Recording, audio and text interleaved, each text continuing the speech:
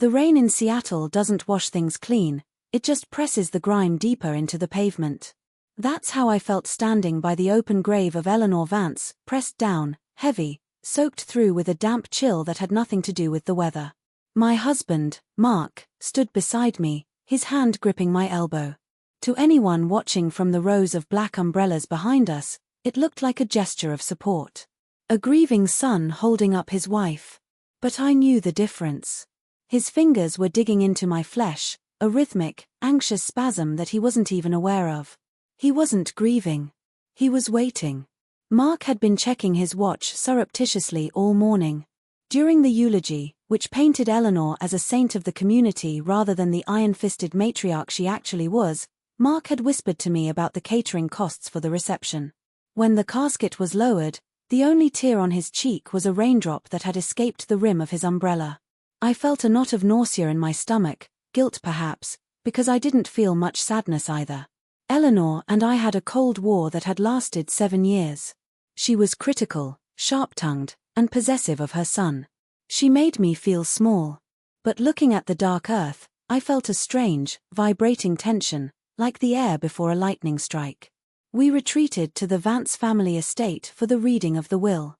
The house was a sprawling Victorian on a hill, smelling of lemon polish and old dust.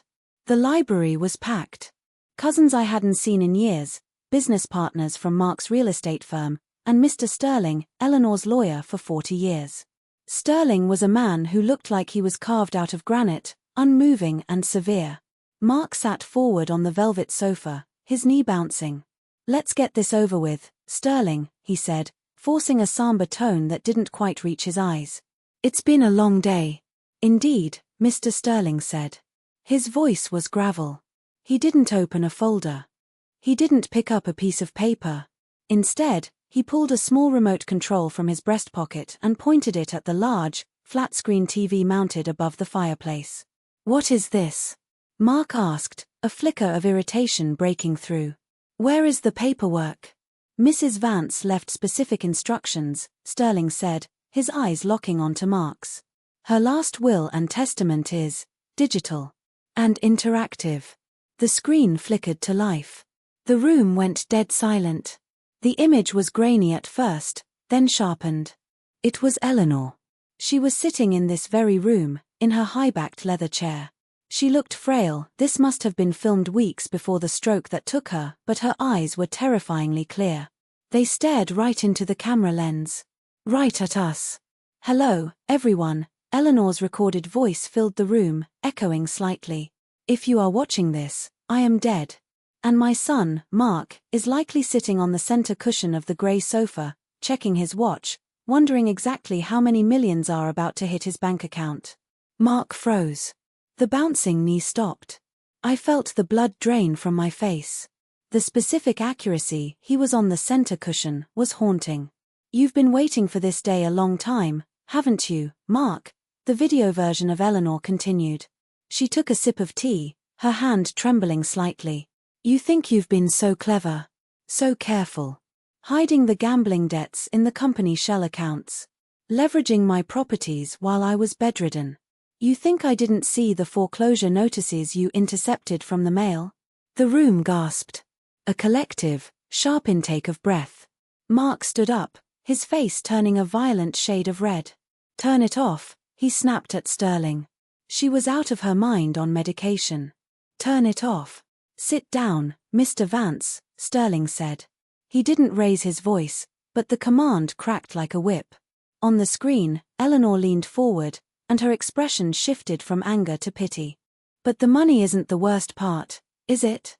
I could forgive the greed. I raised you to be ambitious. But I cannot forgive the cruelty." She held up a piece of paper to the camera. It was a printout of a text message thread. "I know about her, Mark. I know about the woman you've been keeping in the apartment in downtown Seattle. And I know what you told her on the night of October 14th. You told her, just a few more weeks. The old hag is almost gone, and then I'll dump Sarah and we can finally live like kings." My heart stopped. I mean, physically, literally felt like it stopped beating. The world narrowed down to that screen. "Turn it off," Mark screamed, lunging toward the TV. Before I continue, please like this video, subscribe, and share in the comments if you've ever felt a betrayal like this, or if you've ever had a gut feeling you ignored. It really helps the channel grow and allows me to keep telling these stories. Mark didn't make it to the television. Two large men in dark suits, security guards I hadn't noticed standing in the shadows of the bookshelves, stepped forward and blocked his path. They didn't touch him, they just occupied the space with such density that Mark bounced off their presence. He stumbled back, looking wildly around the room. "This is illegal," Mark shouted, saliva flying from his lips. He pointed a shaking finger at Mr. Sterling. "You manipulated her. She was senile. I'll have your license for this." But nobody was looking at Mark. Every pair of eyes in the room was fixed on the screen, where Eleanor was still speaking. And for the first time in 7 years, she wasn't looking at the camera lens with judgment. She was looking at it with something that looked painfully like regret. "Sarah," Eleanor said. My name hung in the air, suspended in the heavy silence of the library. On the screen, Eleanor's eyes seemed to seek me out. "Sarah, I know you are sitting there. I know you are wearing that modest black dress you bought 3 years ago for your uncle's funeral because you're too frugal to buy a new one, even though my son spends $5,000 a month on dinners you never attend." I looked down at my dress. She was right. I felt a flush of shame, followed instantly by a wave of cold realization. She had been watching. She had noticed everything. "I was hard on you," Eleanor continued. Her voice cracked, a sound I had never heard in real life. Eleanor Vance never cracked. "I was cruel. I told myself it was because you weren't good enough for this family. I criticized your cooking, your background, your shyness. I made you feel unworthy." She paused, taking a ragged breath on the recording. "But I was wrong. I wasn't hard on you because you were weak, Sarah. I was hard on you because I was jealous. You have a kindness that I lost 40 years ago. And I knew. I knew my son didn't deserve you. I saw the way you took care of him. The way you managed his life while he played the big man around town. I saw you nursing me when the nurses quit, even though I treated you like dirt." Tears pricked my eyes. Hot, confused tears. I had spent years thinking this woman hated me. "Mark," Eleanor said, her voice hardening again as she addressed the lens. "You are not inheriting the Vance estate. You are not inheriting the stocks, the bonds, or the properties in the Hamptons." Mark looked like he had been punched in the gut. He collapsed back onto the sofa, his mouth opening and closing like a fish out of water. "You can't do this," he whispered. "I'm your son." "You are my son," Eleanor said, "and that is my greatest failure. I enabled you. I covered for you. And now, I am stopping you." The entire estate, Eleanor declared, valued at approximately $45 million, is being placed into a trust. Mark let out a breath, a desperate, hopeful sound. "A trust. Okay. A trust. I can work with a trust." "A trust," Eleanor continued, a small, dark smile touching her lips. "Of which there is only one sole trustee and beneficiary. A person who has proven she knows the value of a dollar and the value of loyalty." She leaned in closer to the camera. "I leave everything to my daughter-in-law, Sarah Vance." The silence that followed was absolute. It was heavy, physical, and suffocating. I couldn't breathe. I couldn't think. $45 million? Me? The girl from the trailer park in Ohio who had waitressed her way through college? And, Eleanor added, there is a condition. A clause. Mr. Sterling has the details. If Sarah divorces Mark within 6 months, she keeps everything.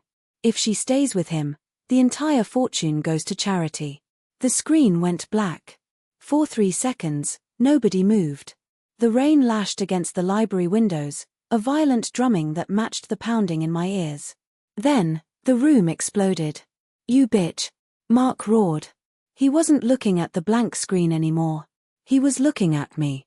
He lunged across the gap between us. His face was twisted into a mask of pure, unfiltered hatred.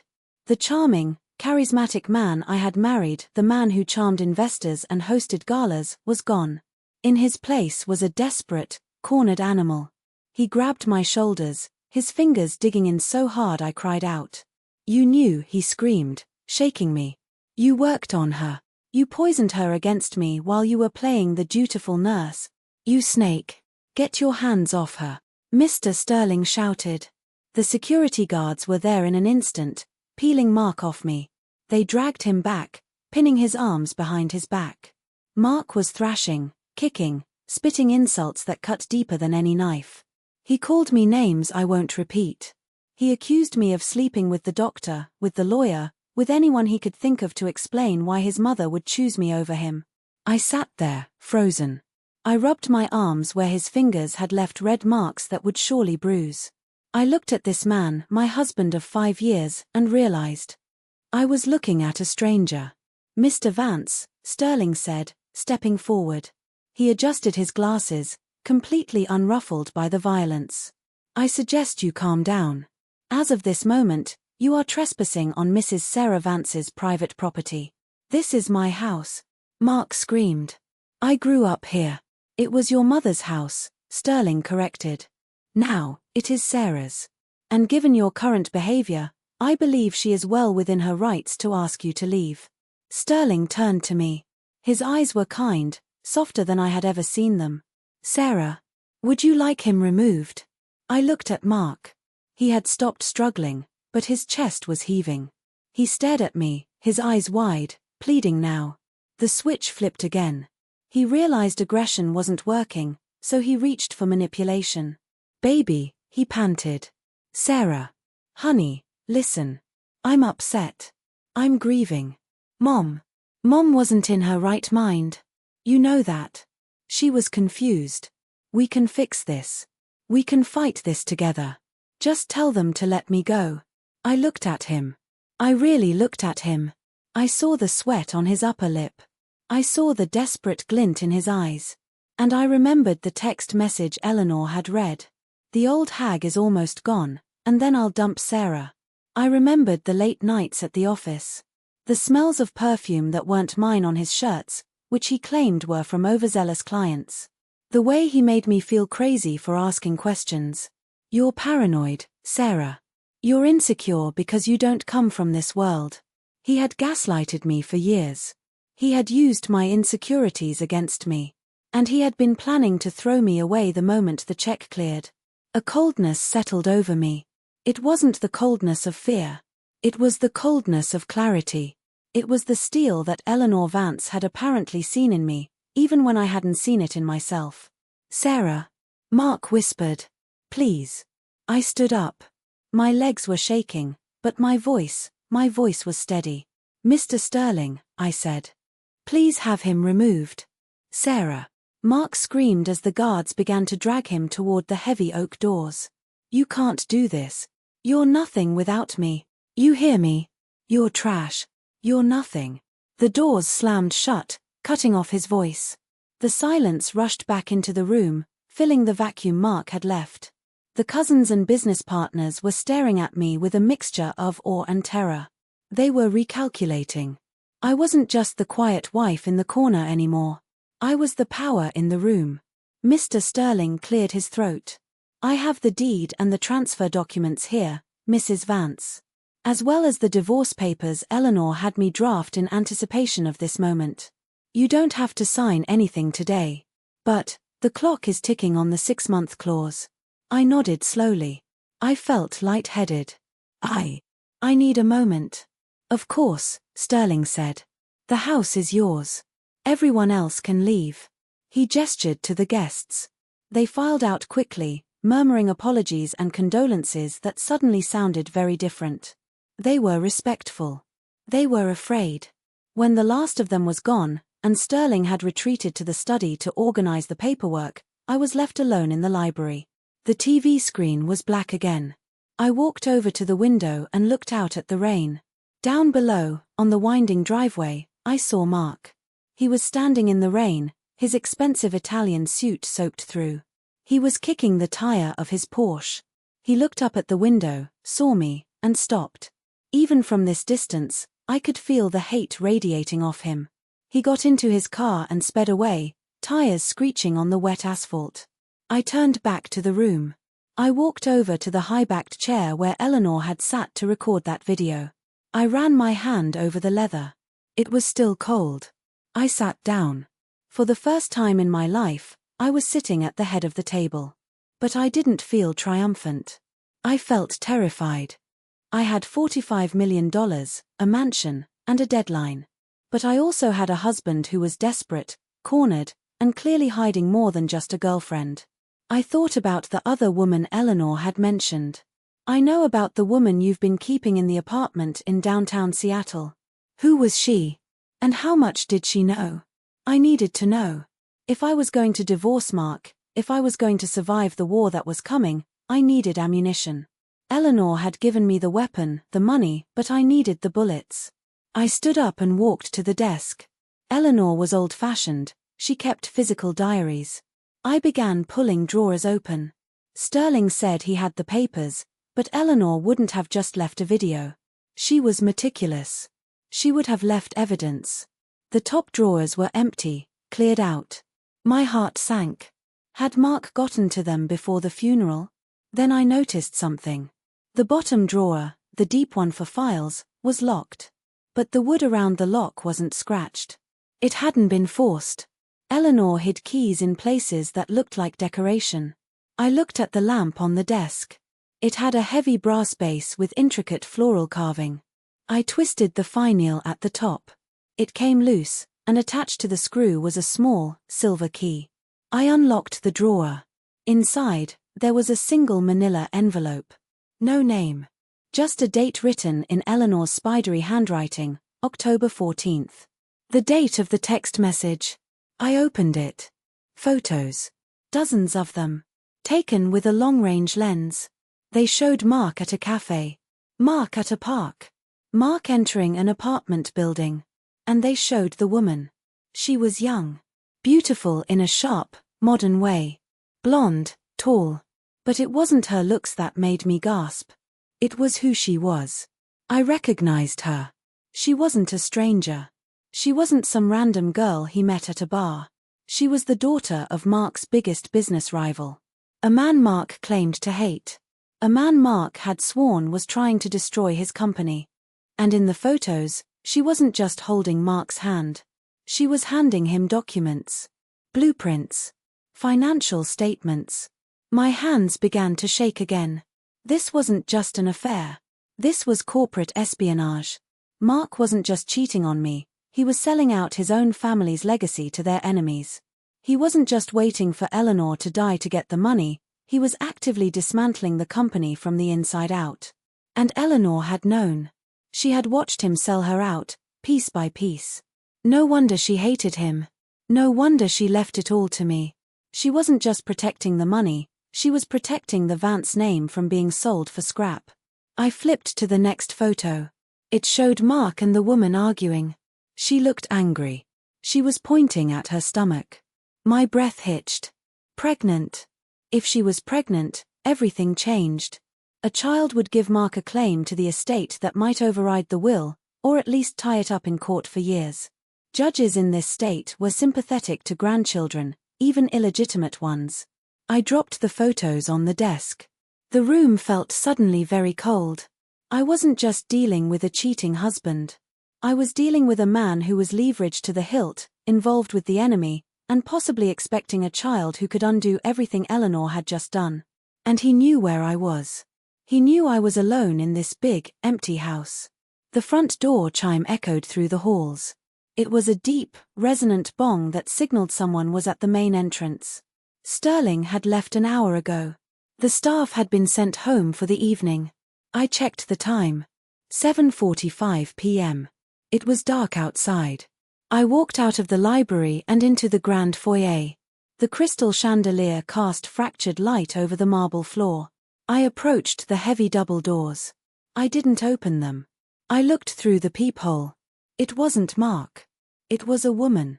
She was soaking wet, her blonde hair plastered to her skull. She was wearing a trench coat that was too thin for the weather. She was shivering. It was her. The woman from the photos. She raised her hand and knocked again, a desperate, frantic pounding. "Sarah," she called out. Her voice was muffled by the thick wood, but I could hear the panic in it. Sarah Vance. Please. Open the door. I stepped back. Why was she here? Had Mark sent her? Was this a trap? I know you're in there, she screamed. Please. He's coming for me. You have to help me. He's coming for me. Who? Mark. I stood there, paralyzed. If I opened the door, I invited the chaos in. If I kept it closed, he's going to kill me, she shrieked. He knows I talked to Eleanor. The ground beneath me seemed to shift. She talked to Eleanor? I unlocked the deadbolt. It was a heavy thunk that echoed in the foyer. I pulled the door open. The wind grabbed it, ripping it from my hand. The rain sprayed into the hallway. The woman stumbled inside, collapsing onto her knees on the marble. She was gasping for air, clutching a waterproof bag to her chest. I slammed the door shut against the storm and locked it. Who are you? I demanded, standing over her. What do you want? She looked up. Her mascara was running down her face in black streaks. She looked terrified. And she looked familiar. Not just from the photos. Up close, I saw something else. I'm Jessica, she choked out. Jessica Thorne. Thorne. The rival family. I know who you are, I said coldly. You're Mark's mistress. No, she said. She scrambled to her feet, backing away from me. No, you don't understand. I was his mistress. Until I found out what he was really doing. What he was really doing? I asked. You mean selling out the company? I know about that too. No, she screamed. Not the company. Sarah, the company is gone. He already sold it. The assets are hollow. I stared at her. What? The shell companies, she said, speaking so fast the words tripped over each other. They aren't for gambling debts. They're for laundering. He's been moving money for the cartel, Sarah. For the Barger cartel. And he lost a shipment last week. $5 million. The hallway spun. Cartel? This was suburbia. This was tea parties and charity galas. He didn't want the inheritance to live like a king, Jessica said, grabbing my shoulders. Her hands were ice cold. He needed the inheritance to pay them back. He owes them $5 million by midnight tonight. I felt the blood drain from my face. Tonight. That's why he was so desperate at the funeral, she said. That's why he needed the money now. If he doesn't pay them, they kill him. She paused, her eyes wide with terror. And now that he doesn't have the money, he's coming here. To do what? I whispered. To get you to sign over the trust, she said. Or to kill you. Because if you die before the divorce papers are filed, he's the next of kin. He gets it all. A crash of thunder shook the house. The lights flickered. He's not just a cheater, Sarah, Jessica whispered. He's a dead man walking. And he's going to take us both down with him. I looked at the grand staircase, leading up to the dark second floor. I looked at the library where the video had played. Eleanor had tried to warn me. She had tried to give me the power. But she hadn't known the full extent of the danger. She thought Mark was just greedy. She didn't know he was hunted. We have to leave, I said. We have to call the police. No police. Jessica hissed. He owns the sheriff. Who do you think helps him move the product through the county? My mind was racing. I was trapped in a gothic horror show. My husband wasn't just a bad man, he was a monster. And I was the only thing standing between him and survival. Where is he? I asked. He was right behind me on the highway, Jessica said. He knows I came here. He knows I have the ledger. She lifted the waterproof bag she was clutching. This is it. Every transaction. Every name. Every bribe. We were holding the evidence that could put him away for life. Or get us killed in the next 10 minutes. Suddenly, the lights went out. The entire house plunged into darkness. No storm caused this. The generator didn't kick on. Someone had cut the power. He's here, Jessica whispered in the dark. I grabbed her arm. The kitchen, I whispered back. There's a service entrance. And knives. We moved through the darkness, guiding ourselves by the flashes of lightning through the windows. The house, usually so comforting in its grandeur, now felt like a tomb. Every creak of the floorboards sounded like a gunshot. We reached the kitchen. I fumbled for the drawer where the chef kept the butcher knives. My hand closed around a heavy wooden handle. Then, we heard it. Glass breaking. It came from the library, the French doors leading to the terrace. He was inside. Sarah. Mark's voice echoed through the dark house. It wasn't the screaming voice from earlier. It was calm. Terrifyingly calm. Sarah, darling. I know Jessica is there. I saw her car. Footsteps on the hardwood. Slow. Deliberate. I don't want to hurt you, Sarah. I really don't. I just need you to sign one little piece of paper. Just a quick signature, transferring trustee rights to me. That's all. We crouched behind the massive granite island in the center of the kitchen. I could hear Jessica's ragged breathing. I squeezed her hand to silence her. If you don't come out, Mark called, his voice getting closer, I'm going to have to burn this house down. And it would be such a shame to ruin Mother's antiques. He was in the dining room. Next to the kitchen. I gripped the knife. My palms were sweating. I thought about the woman I was yesterday, worrying about funeral flowers and whether my shoes were appropriate. That woman was dead. She died the moment the video started. Found you, Mark whispered. A beam of a flashlight cut through the darkness, sweeping across the kitchen. It hit the refrigerator, the stove, the island. He was at the doorway. Come on out, girls. The party is just starting. I looked at Jessica. She nodded. She reached into her bag and pulled out something I didn't expect. Pepper spray. It wasn't much, but it was something. On 3, I mouthed. 1. The flashlight beam swept closer to our hiding spot. 2. I could hear the squish of his wet shoes on the tile. 3. Jessica popped up and sprayed a stream of orange chemical right into the darkness where the light was coming from. Mark screamed. The flashlight clattered to the floor, spinning wildly, casting dizzying shadows against the cabinets. Run! I yelled. We bolted for the service door. I fumbled with the lock. Mark was thrashing behind us, cursing blindly. You bitch! I'll kill you. I got the door open. We burst out into the rain. The cold wind hit us like a physical blow. We ran toward the garage, slipping on the wet grass. My car. Jessica yelled. It's in the front. No. I grabbed her. The garage. Eleanor's vintage Mercedes. The keys are in the ignition. She never took them out. We reached the detached garage. I hauled the heavy door up.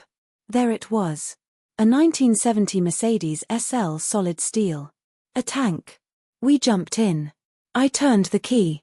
The engine roared to life, a deep, throaty growl. As I threw it into reverse, the kitchen door we had just fled from burst open. Mark stood there, silhouetted by the lightning. He was rubbing his eyes, a gun in his other hand. He raised the gun. Pop pop. 2 flashes of light. The rear windshield shattered, raining glass over us. Get down, I screamed, slamming on the gas. The car shot backward out of the garage. I spun the wheel, tires tearing up the manicured lawn. I threw it into drive and floored it, heading for the main gate. We fishtailed down the long driveway. I looked in the rearview mirror. Mark was running to his Porsche. He's going to follow us, Jessica cried. Let him, I said, gripping the wheel until my knuckles were white. Because we're not going to the police. Where are we going? Mr. Sterling, I said. He told me once that if anything ever happened, he had a safe house. A place even Eleanor didn't know about. Do you know where it is? No, I said, watching the headlights of the Porsche appear in the distance behind us. But I know where he keeps the address. His office. In the city. That's 40 minutes away. Then we better drive fast. We hit the main road. I didn't turn toward the police station. I turned toward the highway. The chase was on. And I had a feeling that this night was going to get a lot longer, and a lot bloodier, before the sun came up. My name is Sarah Vance. Yesterday, I was a housewife. Today, I am a fugitive with $45 million, a mistress in the passenger seat, and a husband trying to kill me. The windshield wipers of the 1970 Mercedes SL fought a losing battle against the deluge. Swish, thud. Swish, thud.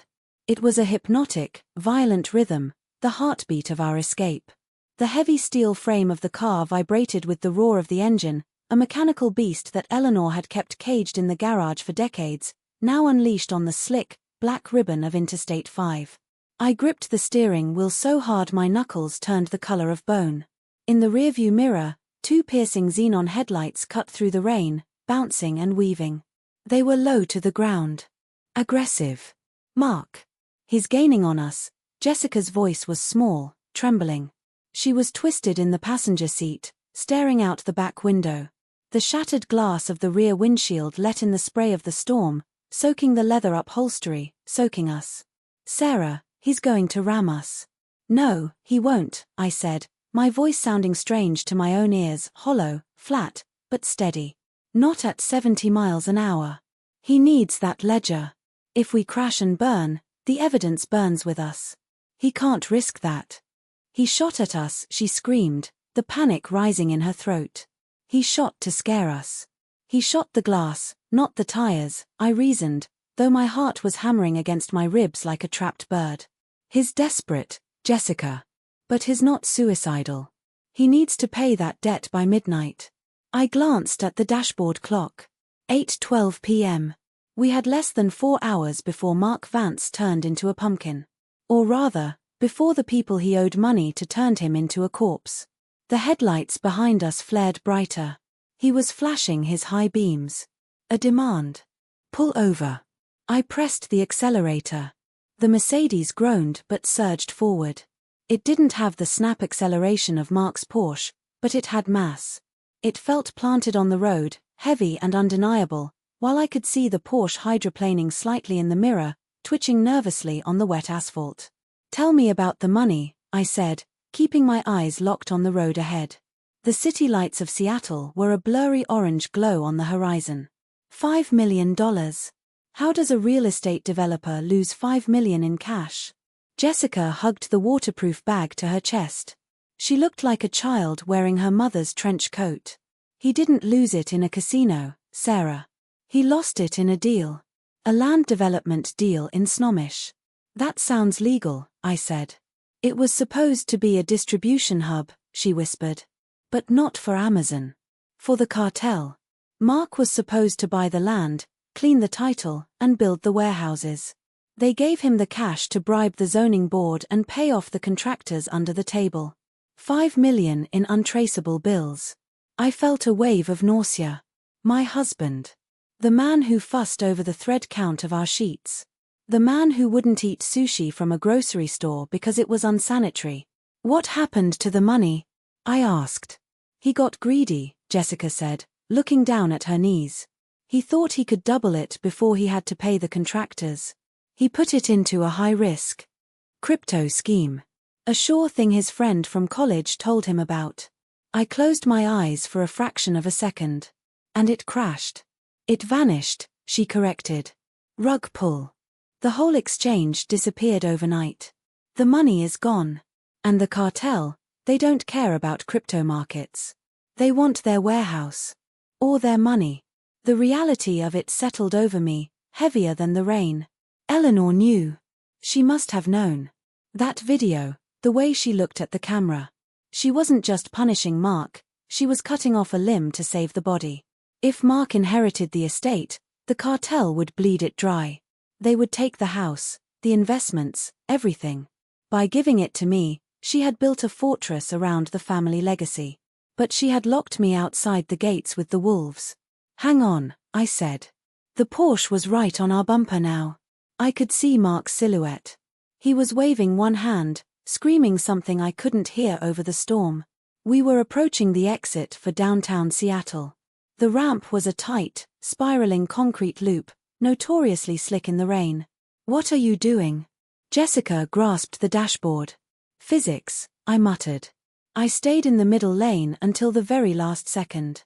Mark moved to pass me on the left, his engine whining as he downshifted to cut me off. He wanted to force me to the shoulder. As soon as his nose passed my rear bumper, I slammed the brakes. The heavy Mercedes dipped, tires locking for a split second before the anti-lock system pulsed. Mark, expecting me to speed up or maintain course, shot past me. He realized too late that I was slowing down. He slammed his brakes, but the Porsche was light, and the road was a river. He spun. It was a slow-motion ballet of violence.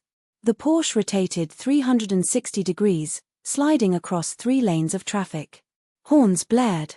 A semi-truck in the right lane locked its brakes, jackknifing slightly to avoid him. I didn't watch the end of it. I wrenched the steering.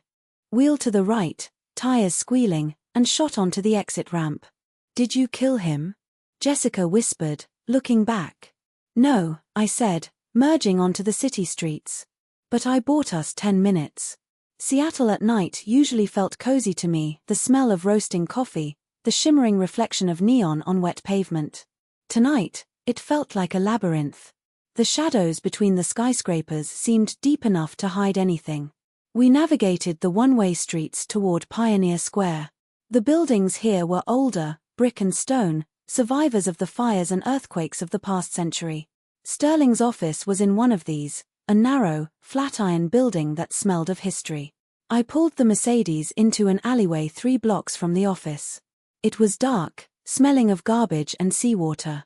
"We walk from here," I said, killing the engine. "If he tracks the car, I don't want it parked right in front of the door." We stepped out. The rain had softened to a drizzle, a cold mist that clung to our skin. I looked at Jessica. She was shivering violently. "Here," I said, taking off my blazer. I was left in my sleeveless black funeral dress, the cold air biting my bare arms, but Jessica looked like she was going to go into shock. I draped the jacket over her shoulders. "Why are you helping me?" she asked, her voice trembling. "I slept with your husband." "I helped him. I helped him lie to you." I paused, looking at her. In the dim light of the alley, I saw the bruise on her wrist. Fresh. Mark's fingerprint marks. The same ones I had on my shoulder. "Because," I said, smoothing the lapel of the jacket, "we are the only 2 people on Earth who know what he really is. And right now, the enemy of my enemy is my, well, not friend, but ally." She nodded, wiping her eyes. "Okay. Ally." We moved quickly through the shadows. The city was quiet, the business district abandoned for the night. Our heels clicked on the wet pavement, a sharp, staccato rhythm. Sterling's building was dark. A bronze plaque by the heavy oak door read, "Sterling, Finch and Associates. Estimated 1964. I tried the door. Locked. "Do you have a key?" Jessica asked. "No," I said. I pulled out Eleanor's keychain, the one with the silver key I had used for the desk. There were 3 other keys on it. One for the house, one for the car, and a small, jagged brass key that didn't look like it belonged to a residence. I tried the brass key in the lock. It slid in, but didn't turn. "Damn it," I whispered. "Try lifting it," Jessica said. "My dad has an old office like this. The tumblers get sticky." I looked at her, surprised. She shrugged. "I wasn't always a mistress. I used to be an architect student." I jiggled the key, lifting slightly, and twisted. Click. The heavy bolt slid back. We slipped inside, the smell of lemon oil and old paper enveloping us immediately. The lobby was empty, the security desk unmanned. Sterling was old school. He didn't believe in digital security systems or keycards. He believed in deadbolts and confidentiality. We took the stairs. The elevator was too loud, too risky. Sterling's office was on the 4th floor. By the time we reached the landing, my legs were burning, and my breath was coming in short gasps. The 4th floor was a maze of frosted glass partitions and mahogany desks. It was silent as a tomb. "Which one is his?" Jessica whispered. "The corner," I said. "Always the corner." Mr. Sterling's office door was open a crack. I pushed it gently. The room was expansive, lined floor to ceiling with books. Rain lashed against the large bay window that overlooked the Puget Sound. I moved to his desk.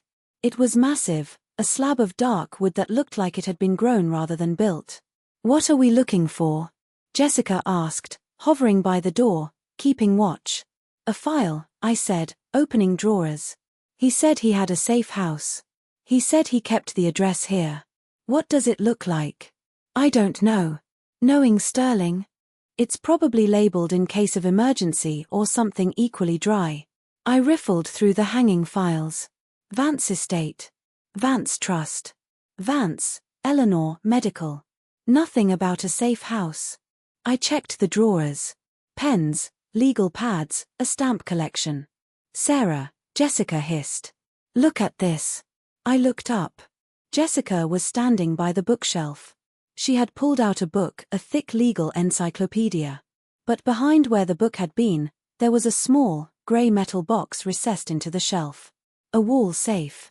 Good eye, I said, rushing over. It had a digital keypad. Do you know the code? She asked. I stared at the numbers. Eleanor's birthday? No, too obvious. Mark's birthday? Sterling hated Mark. I thought about the man. Mr. Sterling. He was a creature of habit. He had been Eleanor's lawyer for 40 years. He was loyal to a fault. The date the firm was established, I whispered. I remembered the plaque outside. 1964. I typed in 1-9-6-4. The light blinked red. Wrong, Jessica said, her voice tight. Okay, think. I closed my eyes. What was important to Sterling? Then I remembered something Eleanor had said once, years ago, over a glass of wine. She had said, Sterling is the only man I ever loved, Sarah. But we were both too married to the job to ever be married to each other. I looked at the keypad. Eleanor's death date? No, he wouldn't have programmed that yet. The date they met? I didn't know it. Then I saw a framed photo on the shelf next to the safe. It was black and white. Eleanor and Sterling, young, standing in front of the very first Vance building. The cornerstone behind them had a date chiseled into it. May 12, 1972. I typed in 0-5-1-2-7-2. Beep. Green light. The lock clicked, and the small door swung open. I reached inside. There was a single thick envelope made of heavy, wax-sealed paper. And a gun. A snub-nosed .38 revolver. I stared at the weapon. Take it, Jessica said. Sarah, take it. My hand hovered over the cold steel. I had never held a gun in my life. I was a pacifist. I bought organic vegetables and caught spiders in cups to put them outside. But the woman who did those things was gone. I grabbed the gun. It was heavier than I expected. I checked the chamber. Loaded. I slipped it into the pocket of my dress. Then I grabbed the envelope. I tore the seal. Inside was a single key and a deed. Property, 442 Blackwood Ridge. Cabin 4. Where is Blackwood Ridge? Jessica asked, looking over my shoulder. It's in the Cascades, I said. Deep in the mountains. About 2 hours east. There's something else, I said, pulling out a second piece of paper from the envelope. It was a handwritten note from Sterling. Asterisk Sarah. If you are reading this, things have gone wrong. This cabin is off the grid. Solar power, well water. No cell service. It is stocked for 3 months. But you must know the truth. Eleanor didn't just leave you the money to spite Mark. She left you the money because she knew you were the only one who could clean up the mess. Mark isn't just laundering money. He is using the Vance shipping containers to move product. Human trafficking. The ledger Jessica has is only half the story. The other half, the shipping manifests, are at the cabin. You have the evidence to bring down the entire network. Trust no one. Not even the police. S**. The paper trembled in my hand. Human trafficking?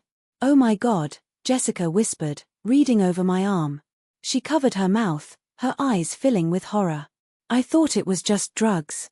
He told me it was just drugs. He lied, I said, my voice hardening into steel. He's been using the family business to move people. The revulsion I felt was absolute. It wasn't just betrayal anymore. It was war. Mark wasn't a husband, he was a cancer. And Eleanor had given me the scalpel. We have to go, I said, shoving the papers into my dress. We have to get to that cabin and get the manifests. Then we go to the FBI. Not the local cops. The feds. We turned to leave. And then we heard it. The ding of the elevator. We froze. The elevator was down the hall. We heard the heavy doors slide open. Mr. Sterling? A voice called out. It wasn't Mark. It was a deep, gravelly voice. Security, the voice boomed. We got an alarm trip on the 4th floor. Anyone in there? I looked at Jessica. The alarm, I whispered. The safe must have a silent alarm. Is that bad? She asked.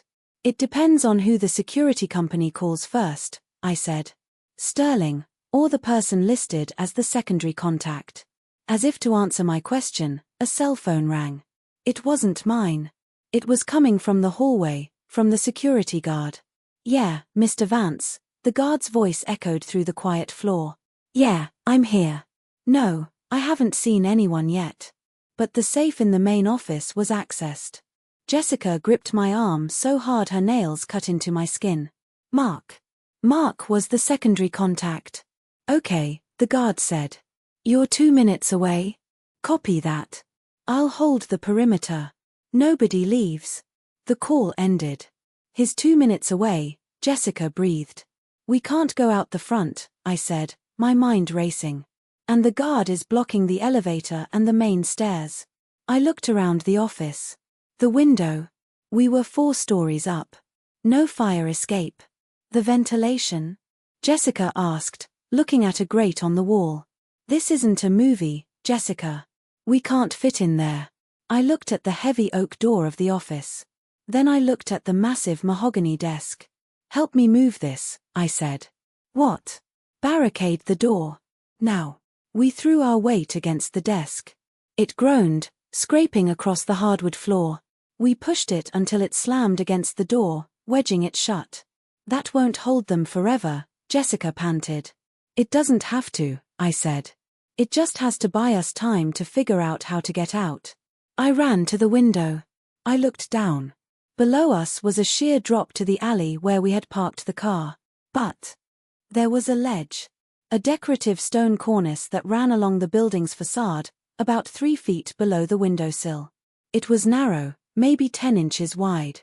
And it led to the corner of the building, where a fire escape from the adjacent building, a newer construction, came close. No, Jessica said, following my gaze. Sarah, no way.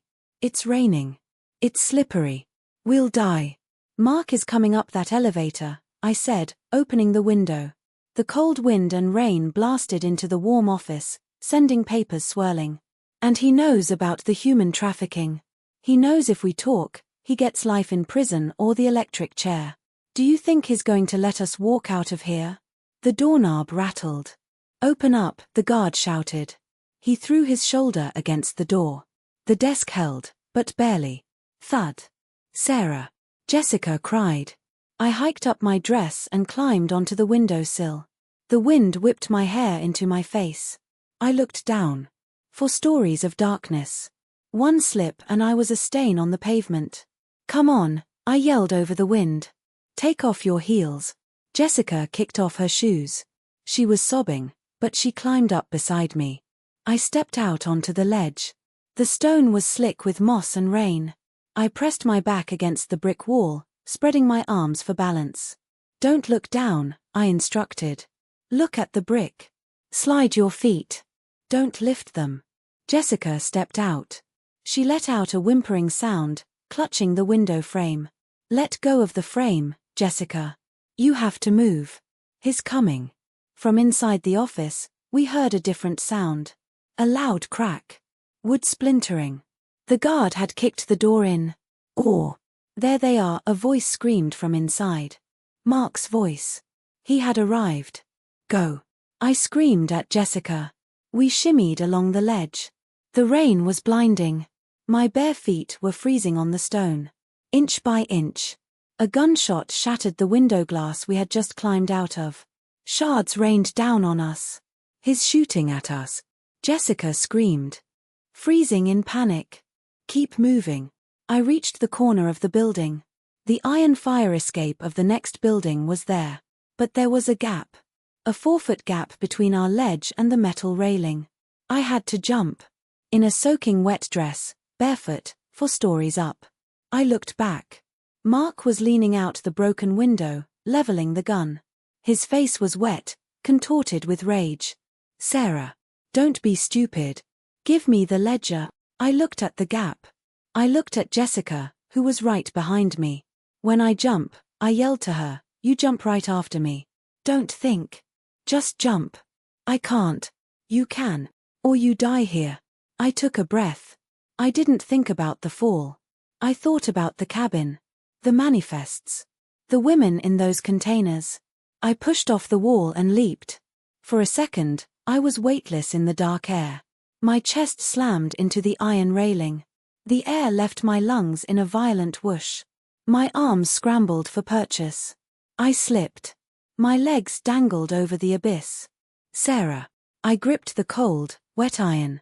I hauled myself up, muscle memory from years of hauling heavy trays and lifting Mark's drunken weight finding a new purpose. I scrambled over the railing onto the metal grate platform. I turned back. Jessica was standing on the ledge, paralyzed. Mark was climbing out the window. "Jump!" I screamed. Jessica closed her eyes and leaped. She didn't get as much height as I did. She hit the railing lower, her shins smashing against the metal. She screamed, her grip failing. She started to slide back. I lunged forward. I grabbed her wrist. Her hand was slippery with rain and sweat. She dangled there, 4 stories up, staring up at me with wide, terrified eyes. "I got you," I grunted, bracing my feet against the grate. "I got you." Mark was on the ledge now. He raised his gun. I pulled. I pulled with everything I had. Jessica scrambled, her feet finding purchase on the vertical bars. I dragged her over the railing just as a bullet sparked off the metal right where her head had been. We scrambled down the fire escape, metal clanging under our feet. "Stop!" Mark screamed from above. "Sarah." We hit the alley floor running.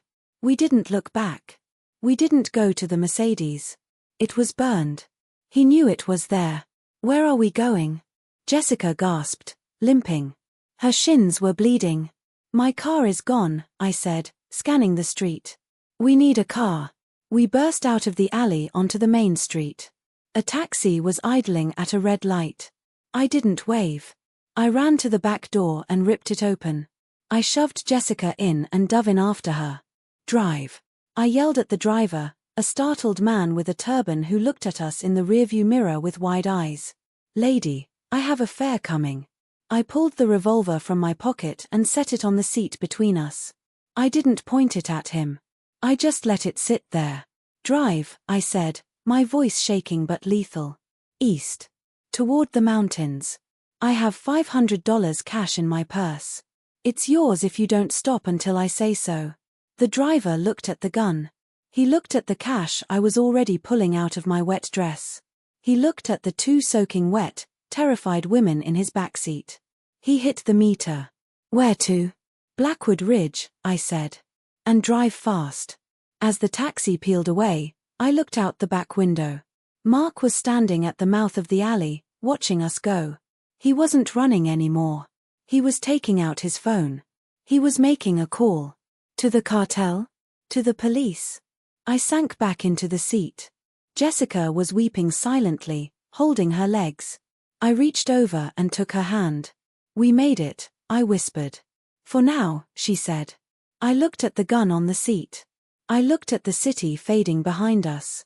We were heading into the wilderness. No cell service. No police. Just a cabin, a stack of manifests, and whatever monsters Mark was sending after us. The real funeral hadn't been this morning. The funeral was for my old life.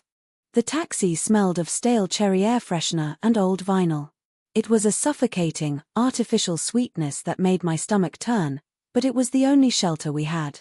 Outside, the city of Seattle was dissolving into a blur of rain-streaked lights, fading into the rearview mirror like a bad dream I was finally waking up from. I sat in the middle of the back seat, my body rigid. To my left, Jessica was curled into a ball, her knees pulled up to her chest, shivering so violently her teeth chattered. To my right, the empty seat where a normal person would have put a grocery bag or a purse. Instead, resting on the cracked leather upholstery, was the snub-nosed .38 revolver. "Lady," the driver said, his eyes darting to the gun in the rearview mirror for the 10th time. "You said east. We are passing Issaquah. The meter is running high. Keep driving," I said. My voice sounded foreign, scratchy and low. "I told you. Blackwood Ridge. It's past North Bend, up into the service roads. That is middle of nowhere," he argued, his hands tightening on the wheel. "Roads are bad in storm. Mud. Landslide risk. I have $500, I repeated, leaning forward slightly. "And if you get us there safely, I'll give you my wedding ring. It's worth $10,000. The driver's eyes widened in the mirror. He looked at me, really looked at me. He saw the wet, expensive black dress, the mud on my face, the sheer desperation in my eyes. He was a middle-aged man with a weary face, someone who had probably seen the ugly side of the city before. He didn't ask questions. He just nodded and pressed his foot harder on the gas. "Okay," he said. "We go." I sank back. The adrenaline that had fueled the jump from the fire escape was starting to metabolize into a cold, aching pain. My feet were throbbing. I looked down. I was barefoot. My soles were cut and bleeding from the run through the alley. I hadn't even noticed. "Sarah," Jessica whispered. She didn't look up. Her blonde hair was a matted mess, sticking to her cheeks. "He's going to find us." "You know he is." "He doesn't know where the cabin is," I lied. "Sterling said Eleanor kept it off the books. A shell company owned by a shell company. Mark knows everything," she whimpered. "He has people. You don't understand, Sarah. The people he owes money to, the cartel guys, they have eyes everywhere. If he called them, then we have to be faster," I said. I reached over and took her hand. It was ice cold. "Jessica, listen to me. We have the ledger. We're going to get the manifests. We are going to the FBI. Once we hand this over, we go into witness protection. We disappear. But you have to hold it together until then." She looked at me, her eyes red-rimmed and terrified. "You're so calm. How are you so calm? You were baking cookies yesterday." "I'm not calm," I said, looking out at the darkness swallowing the highway. "I'm numb. There's a difference." The car hummed along Interstate 90, climbing higher into the Cascade foothills. The rain began to change. The rhythmic drumming on the roof turned into a softer, slushier sound. Sleet. Then, as we passed the snow line, heavy, wet flakes began to stick to the windshield. The world outside turned into a tunnel of white and black. Trees, massive Douglas firs, loomed on either side of the highway like silent sentinels. We were leaving civilization behind. "Exit 34, I told the driver. "Take it." He slowed down, the tires crunching on the unplowed slush of the off-ramp. We turned onto a 2-lane road that wound deeper into the darkness. There were no streetlights here. Just the high beams cutting through the falling snow. "GPS says no road here," the driver said nervously. "It's a logging road," I said. "Turn left at the mile marker." We drove for another 20 minutes. The road deteriorated from asphalt to gravel, then to a muddy track rutted with deep grooves. The taxi, a sedan not built for this terrain, bottomed out with a sickening scrape of metal on rock. "No more," the driver said, slamming on the brakes. "Car will break. I cannot go up." I looked out the window. According to the deed and the mental map I had memorized from Sterling's note, we were close. Maybe a mile hike up the ridge. "This is fine," I said. I grabbed the gun and shoved it into the pocket of my sodden dress. I reached into my purse, which I had miraculously held onto during the jump, and pulled out the wad of cash. I tossed it onto the front seat. Then I twisted the diamond ring off my finger. It left a pale band of skin where it had sat for 5 years. I dropped the ring into the cup holder. "Thank you, lady," the driver said, turning around. He looked at the ring, then at us. "It is freezing. You have no coats. You have no shoes." He reached under his seat and pulled out a flannel blanket and a pair of heavy work boots. My wife, she forgets these in car. Take. I felt a lump form in my throat. Kindness. It felt sharper than the cruelty. Thank you, I whispered. I pulled the boots on. They were 3 sizes too big, but they were dry. I draped the blanket over Jessica. Let's go, I said. We stepped out into the night. The cold was a physical blow, a slap that stole the breath from my lungs. The taxi reversed down the narrow track, its taillights fading into the snow like dying embers. We were alone. The silence of the woods was heavy, oppressive. The only sound was the wind sighing through the tops of the fir trees and the crunch of our footsteps on the frozen ground. It's dark, Jessica breathed. I can't see anything. Hold on to my arm, I said. We go up. We began to climb. The trail was steep, a deer path that wound through the underbrush. Briars tore at my dress. The cold seeped through the borrowed boots, numbing my toes. But we kept moving. We had to. I thought about Mark. I pictured him in our warm, well-lit kitchen, maybe pouring himself a scotch, making calls. Or maybe he was in his Porsche, racing toward the mountains, hunting us. He's using the shipping containers to move people. The thought kept me warm. It stoked a fire in my belly that had nothing to do with survival and everything to do with vengeance. I wasn't just running away from a bad marriage anymore. I was running toward a war. After 40 minutes of climbing, my legs were burning, and Jessica was sobbing quietly with every step. Then, through the trees, I saw a shape. Rectangular. Hard angles against the organic chaos of the forest. The cabin. It wasn't a rustic log cabin. It was a modern, brutalist structure made of concrete and glass, cantilevered over the edge of the ridge. It looked like a bunker designed by an architect who hated nature. It was dark, lifeless. We made it, I gasped. We stumbled toward the heavy steel door. I fumbled for the key Sterling had left in the envelope. My fingers were so numb I dropped it twice in the snow. Hurry, Jessica urged, looking back into the black woods. I feel like they're watching us. Paranoia, I muttered, finally jamming the key into the lock. Nobody knows we're here. The lock turned with a smooth, well-oiled click. Eleanor Vance didn't tolerate rusty hinges, even in a secret hideout. I pushed the door open. The air inside was stale, smelling of dust and cedar. It was colder inside than out, a damp, refrigerated chill that settled in the bones. Close it, Jessica said, pushing past me. I slammed the door and threw the deadbolt. Darkness. Absolute, pitch black. Stay still, I said. Sterling's note said solar power. There should be a panel. I felt along the wall. My hand brushed a switch. I flipped it. Nothing. Batteries might be dead, I said. Or turned off at the breaker to save charge. I used the dim light of my phone screen, 12% battery left, to scan the room. It was sparse.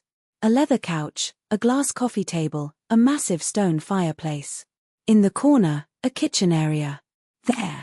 There, I pointed to a grey utility panel on the far wall. I walked over and opened it. The main breaker was flipped to OFF. I pushed it up. A low hum vibrated through the floor. Then, a single overhead track light flickered on, casting long, stark shadows across the room. Oh God, Jessica sighed, collapsing onto the couch. Heat. Is there heat? I checked the thermostat. It was set to 50 degrees. I bumped it up to 70. The vents clicked, but I knew it would take hours to warm up this concrete box. Start a fire, I told Jessica. There's wood next to the hearth. I need to find the manifests. Now, she asked. Can't we just rest for a minute? We don't have a minute, I said. We grab the files, we sleep for 3 hours, and we hike out at dawn to the nearest town with a police station. We don't stay here. I wasn't going to make the mistake of getting comfortable. This was a pit stop, not a sanctuary. I began to search. The cabin was essentially one large room with a lofted bedroom upstairs. I started with the desk in the corner. Empty. No drawers. Just a sleek surface. I checked the kitchen cabinets. Canned food, bottled water, a bottle of expensive whiskey. No papers. Where would she hide them? I muttered to myself. Jessica was struggling with the logs. Her hands were shaking too much to strike the match. I walked over, took the matches from her, and lit the kindling. The fire caught, orange tongues of flame licking at the dry wood. "Look at the construction," Jessica said, staring at the fireplace. "It's cantilevered. The weight distribution is all wrong for a standard chimney." I looked at her. "What?" "I told you, I studied architecture," she said, her voice gaining a little strength as she looked at the structure. "That stone column, it's too thick. It's not just a chimney. It's a structural void." She stood up and walked to the side of the massive stone fireplace. She ran her hand along the rough slate. "There's a hollow space behind here," she said. "I guarantee it." I joined her. The stones looked solid. But about waist height, one stone looked slightly different. The grout around it was darker. I pushed on it. It didn't move. "Pull it," Jessica suggested. I tried to grip the edges. Nothing. "Sterling's key," I said, remembering the keychain. There was a third key. The jagged brass one. I pulled the keys from my pocket. I looked at the stone again. There was no keyhole. But on the floor, hidden in the shadow of the wood pile, there was a tiny, brass circle embedded in the concrete floor. It looked like a bolt. I knelt down. It had a key slot. I inserted the brass key. I turned it. A heavy thunk echoed from inside the stone wall. The large slate stone at waist height popped out an inch. "You're a genius," I said to Jessica. "I'm a mistress," she said bitterly. "I know how to look for hidden things." I pulled the stone panel open. Inside was a steel safe box. It wasn't locked. I pulled it out and set it on the coffee table. Jessica and I sat on the floor in front of it, the firelight dancing on the metal lid. I opened it. Inside were 3 thick, leather-bound binders. And a hard drive. I opened the first binder. It wasn't just numbers. It was a log. Dates. Locations. Container numbers. October 12th. Container 442B, Port of Seattle. Contents: textiles. Notes: 14 units.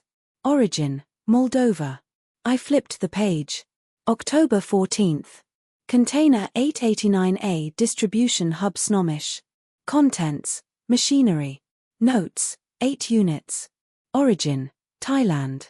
2 deceased in transit. I felt the bile rise in my throat. Units. They were calling them units. "Oh my God," Jessica whispered, her hand over her mouth. "Look at the photos." I turned the page. Stapled to the back of the manifest were Polaroids. Young women. Girls. Some looked drugged. Some looked beaten. All of them looked terrified. They were holding up pieces of paper with numbers on them. This wasn't just smuggling. This was slavery. Industrial scale. "Mark signed these," I said, pointing to the bottom of the page. A scrawled initial. MV. "He signed off on the deaths," Jessica said, her voice trembling with rage. "He knew they died in the container and he signed the disposal order." I slammed the binder shut. I couldn't look at it anymore. My husband. The man I slept next to. The man I planned a future with. He was a monster of the highest order. "We have him," I said. "This puts him away forever. And everyone he works with." "Who is this?" Jessica asked, pulling a loose photograph from the bottom of the box. It was a picture of a man. Older. Silver hair, impeccable suit. He was shaking Mark's hand at a construction site. "I don't know," I said. "Some investor?" "No," Jessica said. "I've seen him. Mark met with him twice. He called him the architect. Not a literal architect," she clarified quickly. "It was a code name. He's the cartel liaison. The guy who runs the logistics in the Pacific Northwest." She turned the photo over. On the back, in Eleanor's handwriting, it said, "Julian Thorne. Do not trust." Jessica gasped. She dropped the photo as if it were burning hot. "What?" I asked. "What is it?" "Thorne," she whispered. "That's my last name. Jessica Thorne." I stared at her. "You said your family was Mark's rival." "My father is Julian Thorne," she said, her face draining of all color. My father is a real estate mogul. He hates Mark. That's why Mark seduced me. To get back at my dad. She looked at the photo again. Her hands were shaking so hard she could barely hold it. But this photo, they're shaking hands. They're smiling. The realization hit us both at the same time like a freight train. They aren't rivals, I whispered. They're partners. My dad, Jessica choked out. My dad is the head of the trafficking ring. And Mark is his lieutenant. The silence in the cabin was deafening. The fire crackled, oblivious to the world crumbling around us. That's why Mark was so terrified of the debt, Jessica said. Tears streaming down her face. He doesn't owe money to some faceless cartel in Mexico.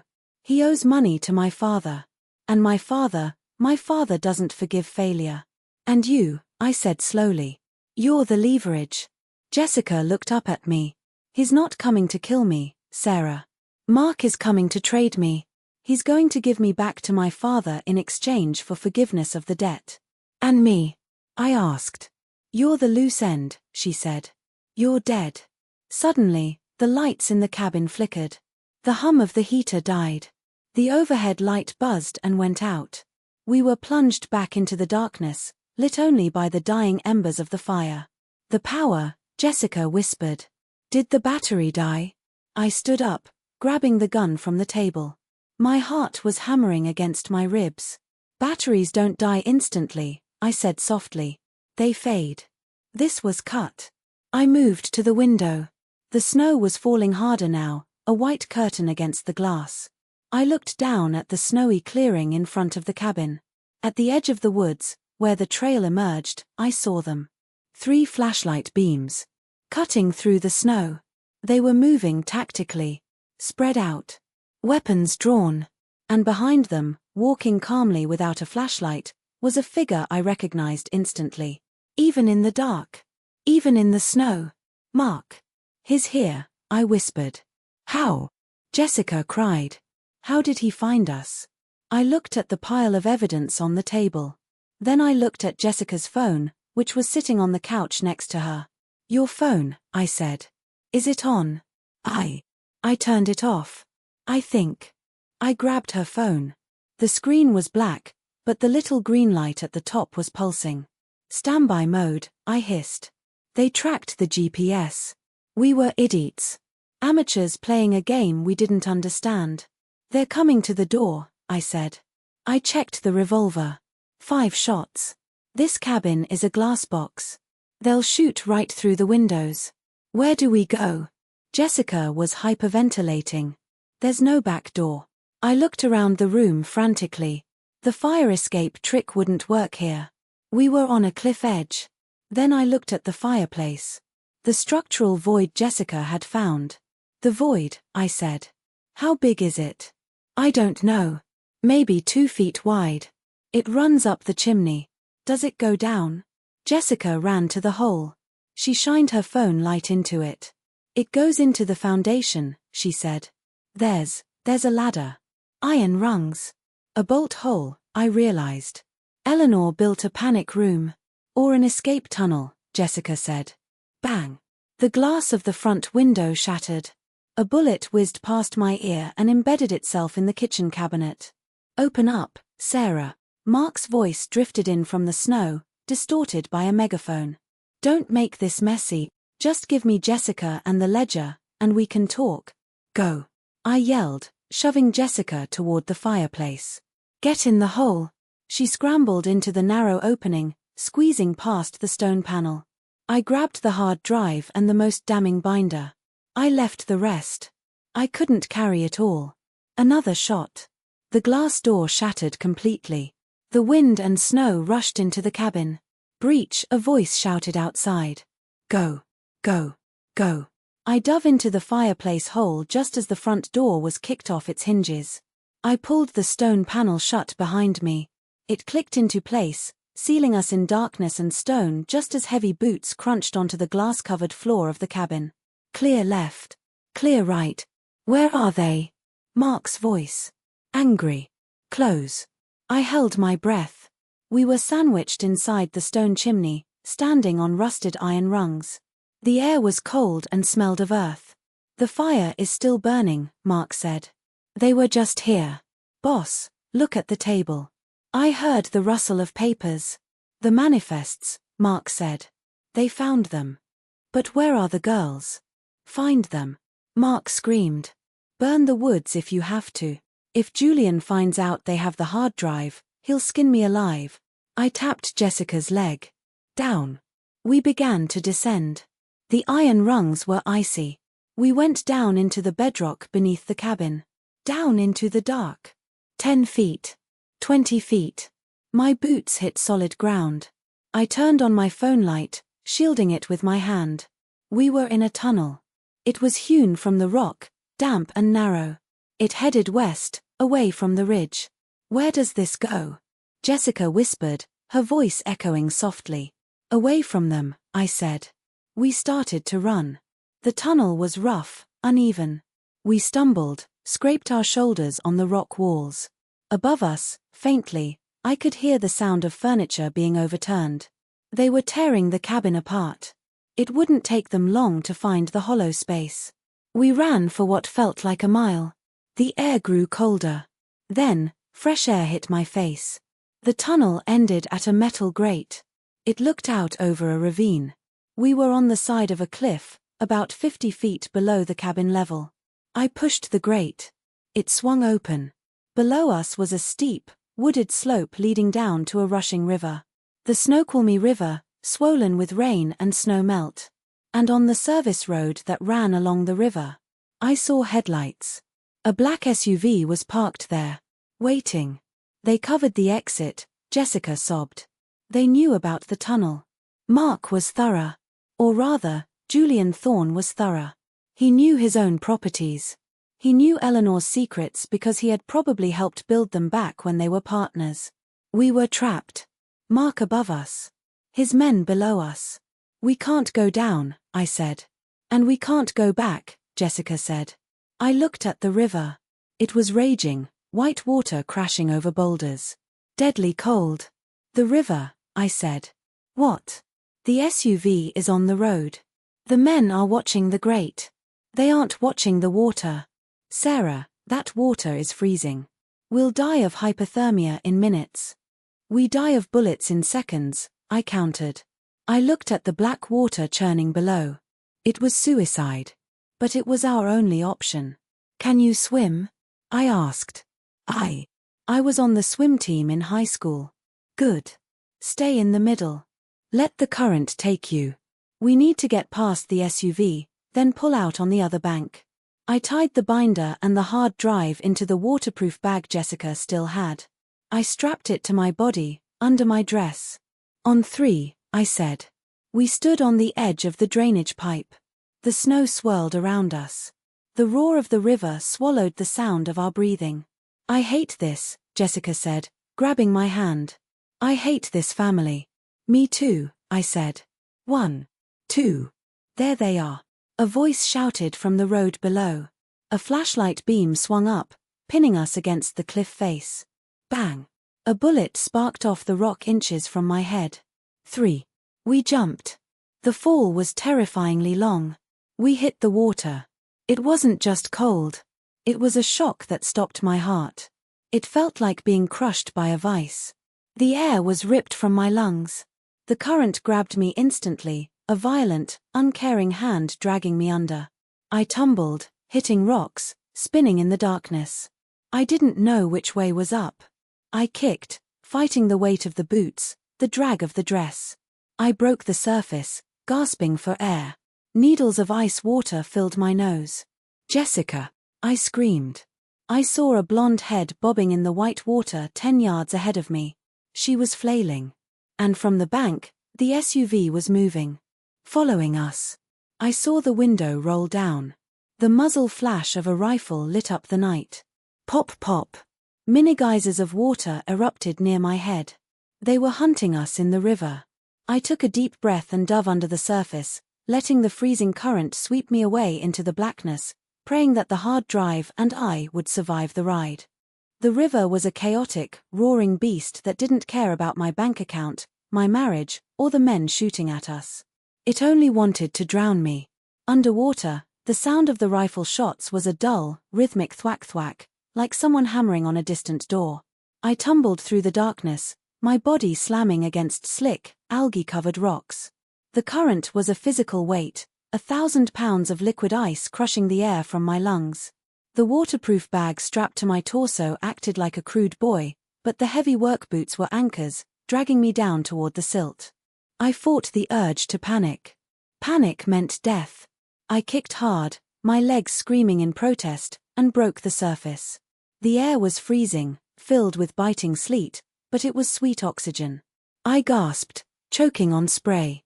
The world was a blur of motion, white foam, black water, and the dark, looming shapes of the fir trees on the banks. "Jessica!" I screamed. My voice was shredded by the roar of the rapids. Nothing. Just the churning water. Then, a flash of lightning illuminated the river for a split second. I saw her. She was 20 feet downstream, clinging to a fallen log wedged between two boulders. She wasn't moving. I angled my body against the current, swimming diagonally. My arms felt heavy, like they were made of lead. The cold was already seeping into my core, turning my blood to sludge. "Swim, Sarah. Swim or die." I reached the log. I grabbed her collar. "Move," I screamed. We tumbled together over a small waterfall, crashing into a calmer, deeper pool below. I dragged her toward the muddy bank, my fingers digging into the wet earth. We crawled out like primordial creatures, collapsing onto the moss. We lay there for a minute, gasping, shivering so violently it felt like my bones would snap. "They're coming," Jessica whispered, her teeth chattering. "Mark saw us jump. He'll check the banks." "We need cover," I stammered. I looked up. Through the dense pine trees, about 100 yards away, I saw a yellow glow. A porch light. "Up," I said, pulling Jessica to her feet. One last push. We stumbled through the underbrush, the thorns tearing at my ruined dress. We reached the source of the light. It wasn't just a cabin. It was a ranger station. Closed for the season, but the power was on. I smashed the window with a rock. We climbed inside. It smelled of pine sol and stale coffee. But there was a heater. And on the desk, a computer. "Internet," I whispered. I touched the mouse. The screen woke up. U.S. Forest Service, satellite uplink active. "Do it," Jessica said, sliding down the wall to sit on the floor. "Upload it." I pulled the waterproof bag from under my shirt. My hands were shaking so bad I could barely plug the hard drive into the USB port. Drive detected. I opened the browser. I didn't go to the police. I went to the one place that couldn't be silenced. I went to the tip lines of the New York Times, the Washington Post, and the FBI director's public portal. I selected the files. The manifests. The photos of the girls. The proof of the human trafficking ring Mark and Julian Thorne had built. Upload started. 10%. The progress bar moved agonizingly slow. Satellite internet in the mountains was a crawl. 20%. Suddenly, the glass of the front door shattered. "Sarah." Mark's voice. It wasn't the voice of a husband. It was the voice of a predator. He kicked the remnants of the door open. He stood there, framed by the snowy night, a flashlight in one hand and a gun in the other. He was soaking wet, his expensive suit ruined, his face twisted into a mask of pure desperation. Two men stood behind him. I stood in front of the computer, blocking the screen with my body. "It's over, Mark," I said. My voice was surprisingly steady. "Step away from the desk," he snarled, raising the gun. "Give me the drive." "Why?" I asked, buying time. I glanced back. 45%. "So you can buy another yacht. So you can sell more girls. You don't understand." Mark screamed, stepping into the room. It wasn't just greed. It was survival. "Thorne owns me. If I didn't do it, he was going to kill me. He was going to kill you. So you protected me by making me a widow?" I asked. You were going to let me think you loved me while you signed death warrants for teenagers? I did love you, he shouted. Tears mixed with the rain on his face. I did everything for us. To build a legacy. Legacy? I laughed, a cold, hollow sound. Your legacy is a cage, Mark. And I'm done living in it. He cocked the hammer of the gun. Step away. Sarah. I won't ask again. I looked at Jessica. She was curled in the corner, terrified. I looked at the screen behind me. 98%. No, I said. Mark's hand trembled. I will shoot you. I swear to God, Sarah, I will shoot you. Then shoot me, I said, staring him right in the eyes. But look at the screen first. Mark's eyes flicked to the monitor over my shoulder. Upload complete. Files sent. The color drained from his face. He lowered the gun slightly. What did you do? He whispered.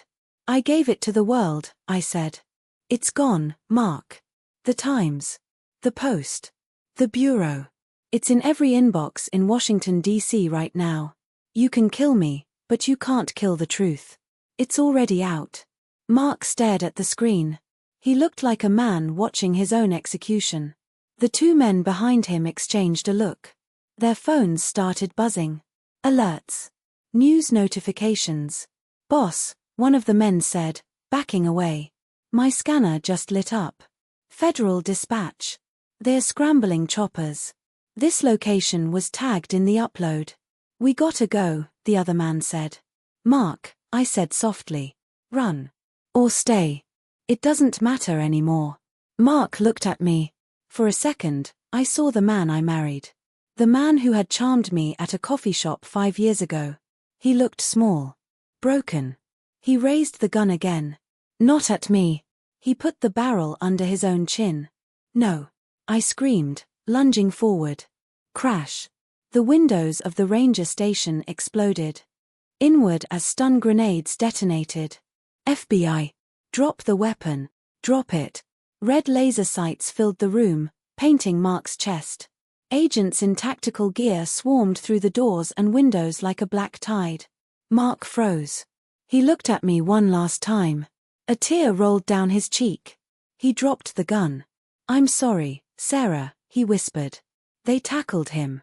I watched as they slammed my husband, the love of my life, the monster of my nightmares, face down onto the dirty floorboards.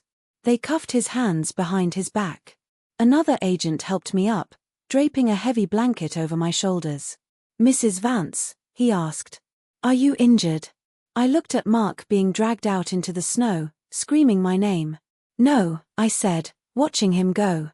I'm not injured. I'm just done. 6 months later. The rain in Seattle hasn't stopped, but it feels different now. Cleaner. I stood by a different grave today. Not Eleanor's. But the empty plot next to her that had been reserved for Mark. It would stay empty. Mark was serving 3 consecutive life sentences in a federal supermax in Colorado. He took the plea deal to avoid the death penalty. He gave up Julian Thorne. He gave up everyone. Jessica stood beside me. She looked healthy. She had gone back to school, studying architecture for real this time. We didn't talk much, but we met here once a month. 2 survivors of a war nobody else saw. Did you get the letter? Jessica asked, looking at the grey sky. From the prison? I nodded. I burned it without opening it. Good, she said. I adjusted my coat. I wasn't wearing black today. I was wearing a deep, vibrant red. What are you going to do with the house? She asked. I sold it, I said. And the estate. And the investments. All of it. Every cent, I said. $45 million. And the money. I started a foundation, I said, looking out at the city skyline. The Eleanor Project. We fund safe houses. Legal aid for trafficking survivors. Scholarships for girls who have nobody else. I smiled. It was the first real smile I had felt in a long time. Eleanor wanted me to keep the money to protect the family name, I said. I decided to use the money to redeem it instead. We walked back toward the car. The wind caught my hair, blowing it back from my face. I wasn't the shy wife anymore. I wasn't the victim. I stopped and looked directly at you, the person watching this story. We all have moments where we think we are trapped. Where we think the people we love are the only world we have. But sometimes, the person holding you back isn't the enemy outside. It's the fear inside. I broke my silence. I broke my chains. And in the end, I didn't just survive. I lived. Thank you so much for watching Sarah's story until the very end. It was an emotional journey, and I hope it touched something in you. If you enjoyed this series, please hit that like button, it seriously helps more people find these stories. Make sure to subscribe and turn on notifications so you don't miss the next drama. And I want to know from you, do you think Sarah did the right thing by giving all the money away? Or would you have kept it? Let me know in the comments below.